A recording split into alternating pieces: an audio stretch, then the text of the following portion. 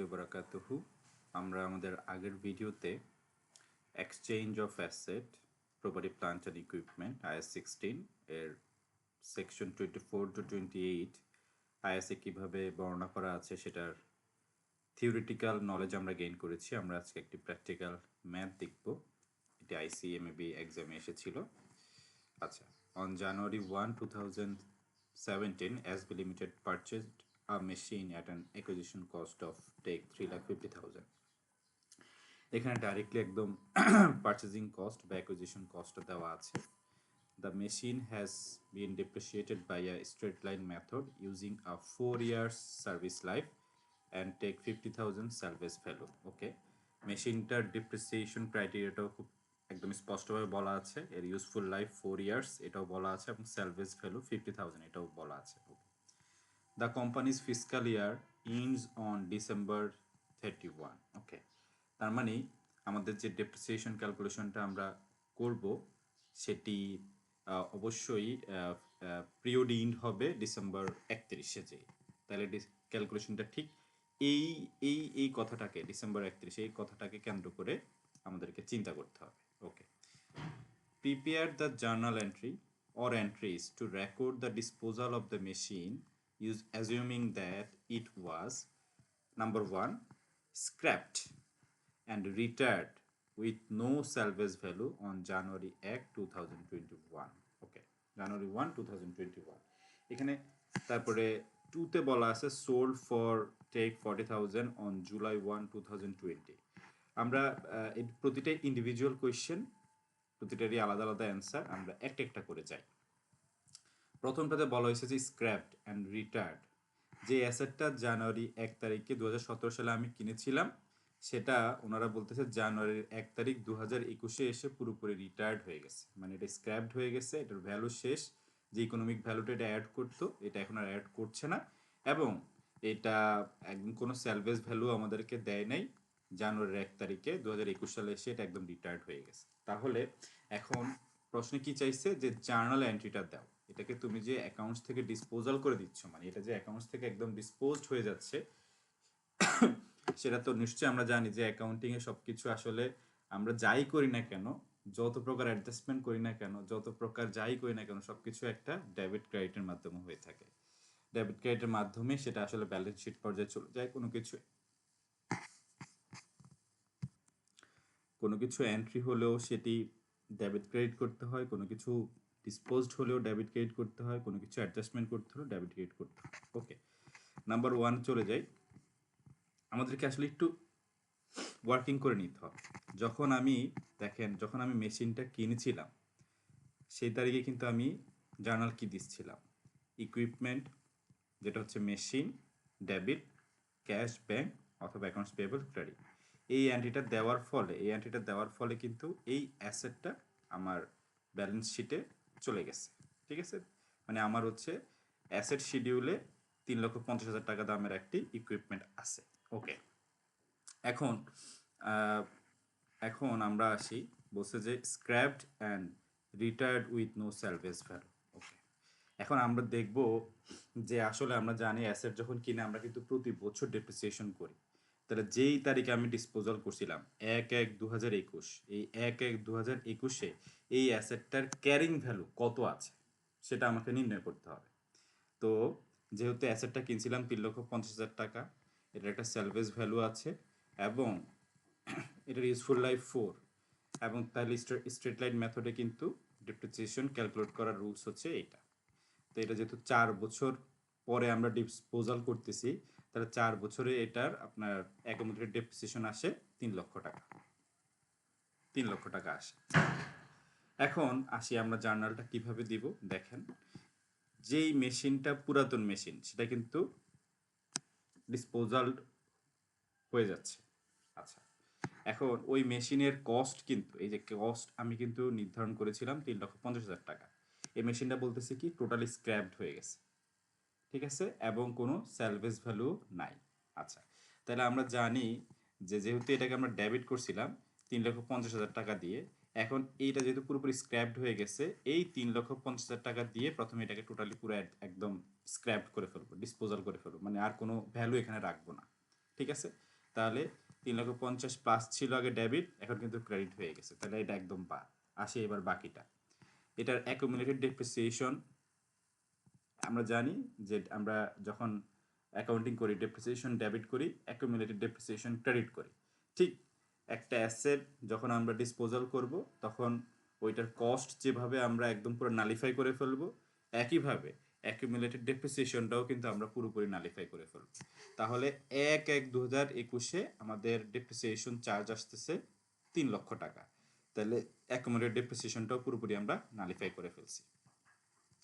কথা ছিল যে আমরা কিন্তু 50,000 টাকার একটি সেলভেজ ভ্যালু পাবো, কিন্তু প্রশ্নে একদম স্পেশালি বলে দিছে যে নো সেলভেজ ভ্যালু। 1 জানুয়ারি 2021 এটার কোনো সেলভেজ ভ্যালু আমরা পাইনি, তাই সেলভেজ ভ্যালু পুরোটাই আমার লস। আপনি এন্ট্রির মাধ্যমেও বুঝতে পারতেছেন, এমনিও বুঝতে পারতেছেন। তাহলে এই যে 50,000 টাকা স্ক্র্যাপ ভ্যালু, সেলভেজ ভ্যালু আমরা পাইনি, সেটা কিন্তু পুরোটাই আমার লস। তাহলে এই যে loss on disposal 50,000, that is entry. আপনি যদি ডেবিট ক্রেডিট করেন তাহলেও বুঝতে পারবেন, অ্যান্ড থিওরিটিক্যালিও আপনি বুঝতে পারবেন যে একটা অ্যাসেটের কস্ট ছিল 3,50,000, যেই তারিখে আমরা স্ক্র্যাপ করতেছি সেই তারিখ পর্যন্ত অ্যাকুমুলেটেড ডেপ্রিসিয়েশন 3 লাখ টাকা আসছে। তাহলে বাকি যে 50,000 এটা হচ্ছে এটার, যেহেতু কোনো এটার সেলভেজ ভ্যালুটা আমরা পাওয়ার কথা, 50,000 আমরা এই স্ক্র্যাপড অ্যাসেটটা সেল করে আমরা কিন্তু এখান থেকে বেনিফিট 50,000 পাওয়ার কথা ছিল, কিন্তু এটা এখন পাচ্ছি না, তাহলে এটা কি হবে, এটা আমাদের লস হয়ে যাবে। Number 2, sold for take 40,000 on July 1, 2020। ওকে, আমরা এই অ্যাসেটটা জুলাইয়ের 1 তারিখ 2020-এ এসে 40,000 টাকায় বিক্রি করেছি, 40,000 টাকায় বিক্রি করছি, তার মানে কি 40,000 টাকা আমি ক্যাশ পাইছি। ওকে, দেখেন প্রথমে আপনাকে বের করতে হবে জুলাইয়ের 1 যেই তারিখে প্রথমেই, মানে অ্যাসেট যখনই আপনি ডিসপোজাল সিদ্ধান্ত আসবে তখনই আপনার প্রথম স্ট্র্যাটেজি হবে যে আপনি যেই তারিখে অ্যাসেটটাকে স্ক্র্যাপ করছেন বা বিক্রয় করছেন সেই তারিখ পর্যন্ত ওর অ্যাকুমুলেটেড ডেপ্রিসিয়েশন কত, এটাকে প্রথমে বের করতে হবে। তাহলে দেখেন আমরা জানি যে ফর্মুলাটা কি, cost minus salvage value by useful life into এটা কত বছর, এই যে জুলাই 1, 2020 পর্যন্ত হচ্ছে 3.5 ইয়ার্স। 3.5 ইয়ার্সে এটার অ্যাকুমুলেটেড ডেপ্রিসিয়েশন আসতেছে 2,62,000 টাকা।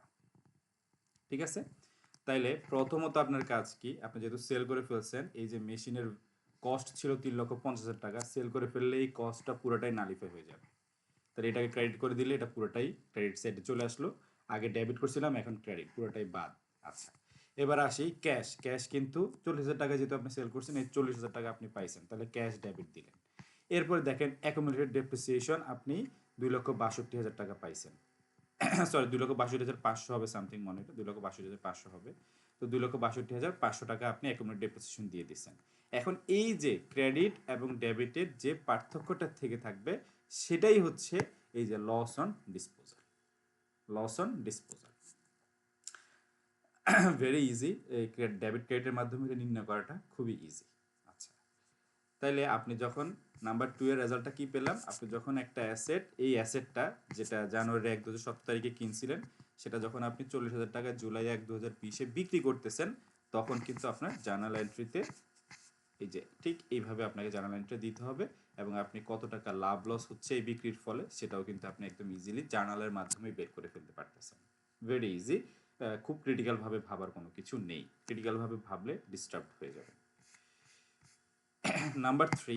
নাম্বার থ্রিতে বলতেছে the old machine which has a fair market value of take 1,12,500 and take 2,75,000 of cash were exchanged for a new machine on January 1, 2020। ওকে, এই জায়গাটাতে আমরা একটু থামি। আমাদের যখন আমরা এখানে দুইটা জিনিস, একটা হচ্ছে আমার একটা মেশিন ছিল, প্রথম দুইটা প্রশ্ন বলতেছে যে আমার একটা মেশিন কিনছি, আমি কিনে একটা টাইম পিরিয়ড পরে আমি সেটাকে রিটায়ার্ড করে দিয়েছি সম্পূর্ণ কোনো স্যালভেজ ভ্যালু ছাড়া, এটার একটা ট্রিটমেন্ট আমরা দিয়েছি। নাম্বার 2-তে আমরা বলতেছি যে আমি ওই মেশিনটাকে একটা সারপ্লাস অ্যামাউন্টে, মানে একটা অ্যামাউন্টে আমি বিক্রি করে দিচ্ছি, সেটাও আমরা ট্রিটমেন্টটা দিলাম। নাম্বার 3-তে বলতেছে যে আমার যে মেশিনটা ছিল, যে ওল্ড মেশিনটা ছিল যেটা আমি কিনেছি, সেইটার একটা ফেয়ার মার্কেট ভ্যালু আছে 1,12,500 এবং সাথে আরও 2,75,000 টাকা ক্যাশ, মানে দুইটা দিছি, ক্যাশ এবং মেশিন, দুইটা দিয়ে আমি নতুন আরেকটা মেশিন এক্সচেঞ্জ করেছি জানুয়ারি 1, 2020-এ। তাহলে এই যে এখানে চলে আসলো আমাদের এক্সচেঞ্জ অফ অ্যাসেটের রুলসটা। আমরা জানি যে আমরা যখনই কোনো অ্যাসেট এক্সচেঞ্জ করব তখন সেক্ষেত্রে আমাদেরকে দুটো জিনিস দেখতে হবে, যে সেটার ইকোনমিক ভ্যালু অ্যাডিশন হচ্ছে কিনা, এবং সেটাকে রিকগনাইজ করতে হলে অবশ্যই কিভাবে রিকগনাইজ করব, আমরা ফেয়ার মার্কেট ভ্যালুটা দেখব। ওল্ড যে অ্যাসেটটা আছে সেটার ফেয়ার মার্কেট ভ্যালুটাই হবে নিউ মেশিনের ফেয়ার মার্কেট ভ্যালু, এবং সাথে যদি কোনো ক্যাশ এক্সচেঞ্জ হয়ে থাকে সেটা সাথে অ্যাড হবে। তাহলে আমরা চলে যাই নাম্বার 3 সলিউশনে। দেখেন, আমরা প্রথমেই বলেছিলাম যে যেই তারিখে কোনো এক্সচেঞ্জ হবে, কোনো ডিসপোজাল হবে, সেই তারিখে আমরা কিন্তু প্রথমেই ডেপ্রিসিয়েশনটা, অ্যাকুমুলেটেড ডেপ্রিসিয়েশনটা ক্যালকুলেট করব। আচ্ছা, তাহলে জুলাই 1, 2020 তারিখে এটার ডেপ্রিসিয়েশন, অ্যাকুমুলেটেড ডেপ্রিসিয়েশন হচ্ছে 2,25,000।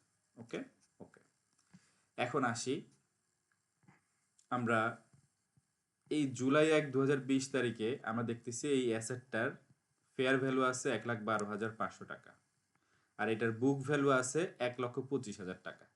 কিন্তু তো তাইলে আমরা দেখতে পাচ্ছি যে এটা অলরেডি 12,500 টাকা কিন্তু আমরা লসে আছি অলরেডি।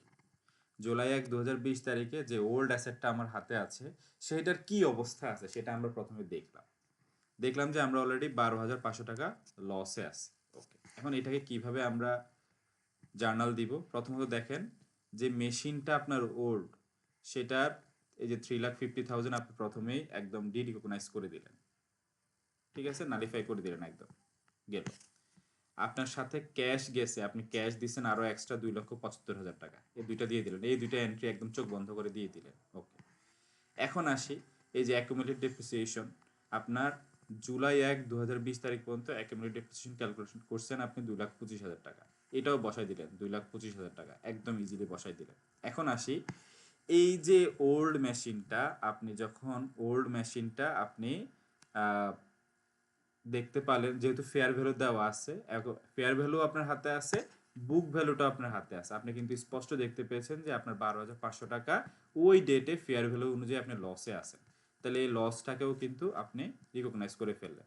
তারপরে এই সাইডের দুটো আর এই দুটোর ডিফারেন্সটাই হচ্ছে নিউ মেশিনের আপনার ক্যাপিটালাইজেশন কস্ট। দেখছেন কিভাবে আপনাকে ক্যাপিটালাইজেশন করতে হবে? জার্নালের মাধ্যমে, খুব ইজি। কিন্তু জার্নালের মাধ্যমে যখনই আপনি ক্যাপিটালাইজ করবেন তখন আপনার খুব ইজি হবে। ওকে, নাম্বার 3 আমরা শেষ করলাম। নাম্বার 4-এ বলতেছে the old machine was exchange for a new machine on January 1, 2020 when the fair market value of the old machine was 1,60,000 and take 25,000 was paid in cash. ওকে, একটু অ্যামাউন্টটা চেঞ্জ হয়েছে number 4-এ। তাইলে আমরা 1, 1, 2020-এ আমাদের প্রথমত আমাদের অ্যাকুমুলেটেড ডেপ্রিসিয়েশন বের করে ফেলছি।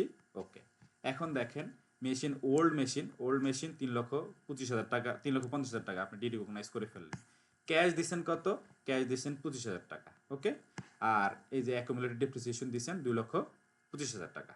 ওকে, এখন তাহলে নতুন মেশিনটা কত টাকায় আপনি রিকগনাইজ করবেন? দেখেন, নতুন মেশিনটা রিকগনাইজ করার জন্য প্রথমত আপনাকে কি বের করতে হবে, যে দেখেন ফেয়ার মার্কেট ভ্যালু ছিল 1,60,000 টাকা, আর আপনার ক্যারিং ভ্যালু ছিল আপনার 1,25,000 টাকা। তাহলে এখান থেকে বাদ দিলে আপনার কিন্তু গেইন হচ্ছে, এই ডিসপোজালটাতে আপনার গেইন হচ্ছে 35,000 টাকা। এই গেইনটাকে আপনি এইখানে গেইন হিসাবে রিকগনাইজ করতে পারেন, আবার এই যে আপনার টোটাল নতুন যে মেশিনটা, সেই মেশিনটা থেকে গেইনটা বাদ দিয়েও দেখাইতে পারেন, দুইটাই করতে পারেন। নতুন মেশিনের দাম কত হবে? এই দেখেন, ফেয়ার মার্কেট ভ্যালু 1,60,000 টাকা প্লাস ক্যাশ দিচ্ছেন 25,000 টাকা, এটাই তো নতুন মেশিনের দাম। এখান থেকে যে গেইনটা হচ্ছে ওল্ড মেশিন থেকে, সেই গেইনটা বাদ দিয়েও দেখাইতে পারবেন। দুইটা ওয়েতেই আপনি রিকগনাইজ করতে পারবেন। আমাদের একটু সময় সংক্ষিপ্ততা আছে, 15 মিনিটের মধ্যে শেষ করতে হয়, সেজন্য ভিডিও আর দীর্ঘায়িত করলাম না। আমি এতটুকুই আজকে শেষ করতে চাচ্ছি। একটু মনে হয় ক্রিটিক্যাল লাগলে আপনারা পার্সোনালি আমাকে নক করতে পারেন, কোনো ইন্ডিভিজুয়াল কোনো সেকশন যদি বা কোনো কোশ্চেন না বুঝে থাকেন, সেটা আমি পার্সোনালি আবার বুঝিয়ে দিব। So thank you everyone. আসসালামু আলাইকুম ওয়া রাহমাতুল্লাহি ওয়া বারাকাতুহু।